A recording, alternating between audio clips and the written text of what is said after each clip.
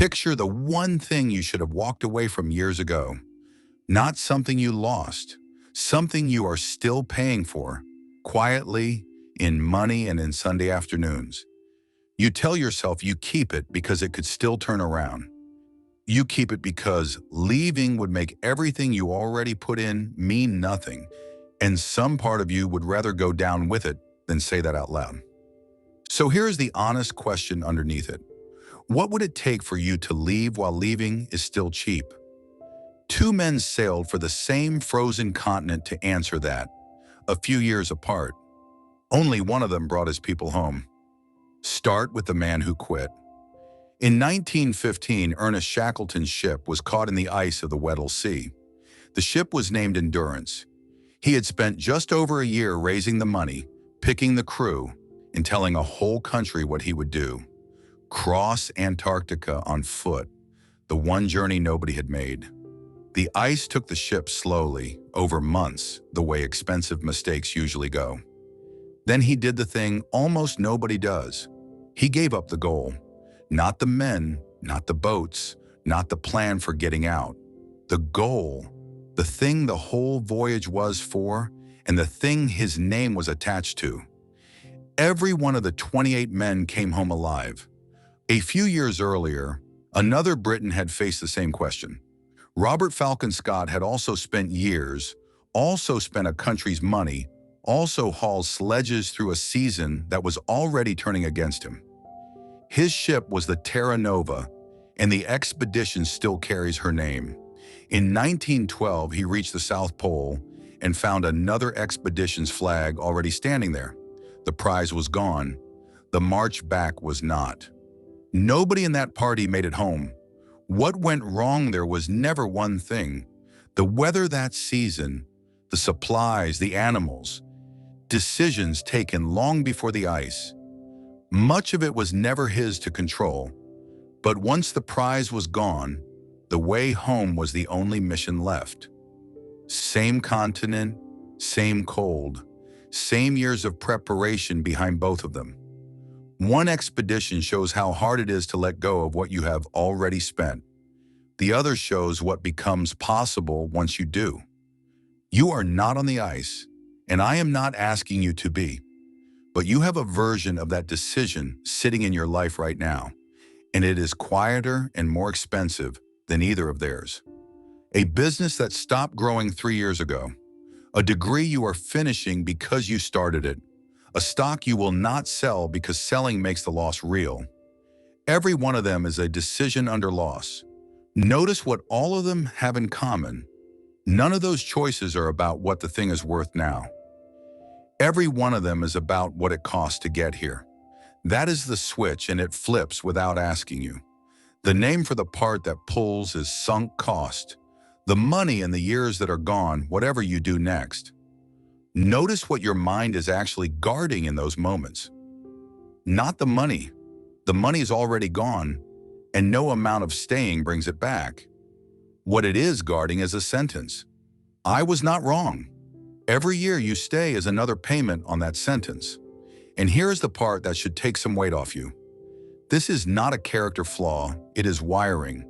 For most of human history, effort was the only currency you had. And the person who abandoned the hunt, the camp, the group, paid for it in front of everyone. Staying looked like character. Leaving looked like weakness.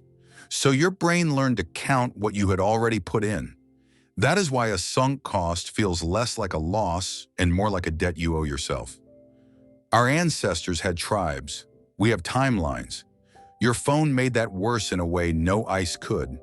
Every start is public now. You announced the business, posted the training, told the group chat about the plan. Now leaving is not an accounting decision, it is a small public funeral, and you have to attend. The longer you carry it, the heavier the leaving gets, because the pile behind you is the only argument you have left. You can watch this happen in a room with no ice in it.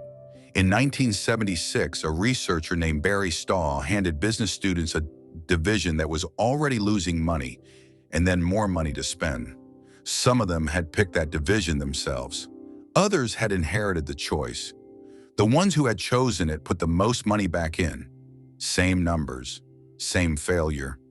The only thing that changed was whose name was on the first decision. Staw called the paper knee-deep in the big muddy. That pull is what a decision under loss feels like from the inside. So money does not follow the numbers.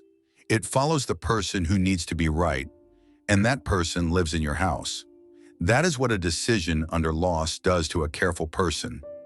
It makes standing still feel like loyalty.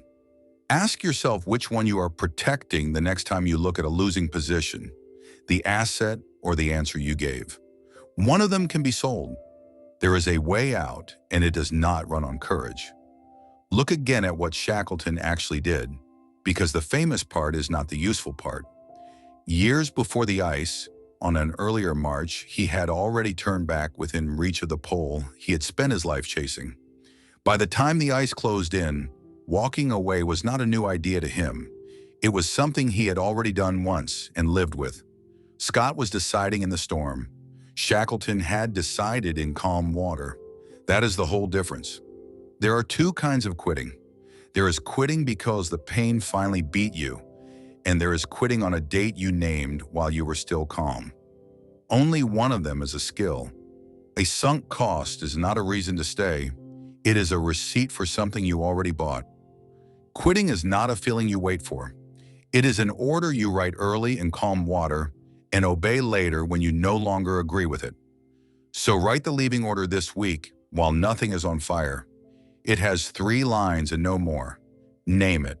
The one thing you would be embarrassed to still be funding 2 years from now. Set the date.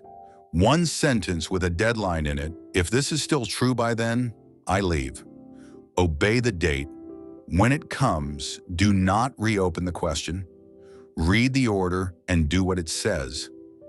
Somewhere in your life right now, there is a ship held in ice, and you are still paying to keep it there. It is not sinking today, which is exactly why today is when you decide. So here's the question to carry out of this. What would I have to see to leave, and have I written it down anywhere? Ice does not trap ships forever. People do. Nobody leaves a ship in the storm. You leave on the day you named, back when the water was calm. That is the richer self, not the version of you who never got stuck, but the one who wrote the way out before the ice came. And once you are off the ship, something worse is waiting on shore. You will want to be made whole. You will take a risk to get back to where you started that you would never take with fresh money. Why losing makes careful people reckless, and how the calm few settle up instead. That is the next one. Before you open anything else, name your ship. Write the date. 1 line, 1 date, 1 thing you are willing to leave. If these are the kinds of questions worth carrying into your week, there will be another one waiting here. One honest question at a time.